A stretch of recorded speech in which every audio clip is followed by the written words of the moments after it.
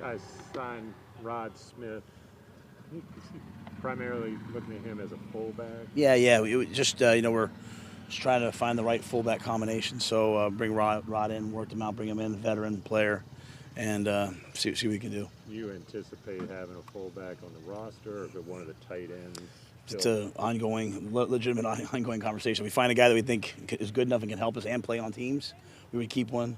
If not, we'll just utilize the tight ends. How does Tommy fit in that situation? He would be one of the guys that would, if we're not playing with a fullback, he would be in that mix. Are you happy with where Joe Charlton is, or can you see bringing in another punter? No, I'm very happy with where Joe is. I mean, I think he had one the other day was 5'4" or hang time, put it inside. He's putting the ball where we want it. Holding, which was not a strength for him coming in. He's gotten much more consistent with his holds. So I think Joe's having a good camp. This is kind of like your last practice of minicamp, where you kind of did more situational. Was that kind of how you mirrored this session a little bit? I'm not sure in terms of the last practice. Today it just I thought they just needed to get out and play some football. I mean, drills are great, the 9-on-7 is great, and I like those things. But sometimes you just have to get out there and get reps and play and put things on tape and see what we're doing well, see what we're not doing well. Seeing guys against different groups, So it just our guys like to compete, so we just put the ball down and played today. So that was just a conscious decision. We do that. We did it last training camp. Some just did it in the spring. Some with OTAs. Just everything not scripted. Just react as you go. What did you see out there that you liked? I liked a lot of things. I mean, I thought there was a lot of good football. I thought Christian ran the ball well. I thought Sam was excellent. I thought he found a lot of completions. I thought the quarterbacks in general in 2 minutes going down there and getting in field goal range. That was what I wanted. I thought the defense played really well at times. On the flip side, way too many penalties on offense. It's unacceptable, and we weren't able to turn the ball over on defense. I thought our red zone offense for the second day in a row, we look like we're functioning pretty well down there. So, it's like everything else. We'll go up, watch the tape, some good things, some bad things, but that would be my overall impressions walking off the field. Is Arnold starting to become that, I don't think security blanket yet, but what you didn't have last year at the tight end position? I think he's a unique player, and that he's a receiver, tight end combination guy that you can use in a lot of different ways. And I think all of our tight ends have gotten more involved this camp, to be quite honest with you. I think Ian's having a fantastic camp. We've gotten the balls to him. We've gotten balls to Tommy. I've gotten balls to Colin. So we like our tight end room. We really do. So, but Dan, in those crucial third long situations, we've been able to find him. How's Arnold profile as a blocker? I probably need a little more time to see that. He's done a good job since he's been in there, but he's mainly been used in his history as a receiving tight end. So, I think all of our tight ends bring a little something different. Colin being sort of the jobs guy, the glue guy that gets everything done. Ian being our most well-rounded tight end. Tommy, young guy, kind of a move guy, and Dan, receiving tight end who will block. So, they're all kind of making progress. How hard is it not to tip your hand in that way? Like if you have Arnold on the field, people think it's a pass, and vice versa, things of that nature. How hard is it to not tip? I mean, I think that's every team in the NFL. And one thing I've learned is if you don't have tendencies, you're not good at anything. So, Dan's a receiver, but he can certainly block. There's not, I have no concern about him, and I think Joe and the staff will do a good job of utilizing guys' strengths and making sure that we give people different looks, different plays from the same look. Matt, you did not have Joey kick at the end of those 2-minute drills. I think you took one of the snaps. Yeah. I was just simulating a block just to make sure Dante scooped and scored and realized we had the lead end of the game. Just get down, So just the next one we threw over the line, like as if it was blocked, and so everyone would get away from it. So there's some situational things, but we have Joey kicking like 3 days a week right now. That's just kind of his. So I think we went Monday, Wednesday, and then tomorrow night for a Fan Fest he'll kick. So.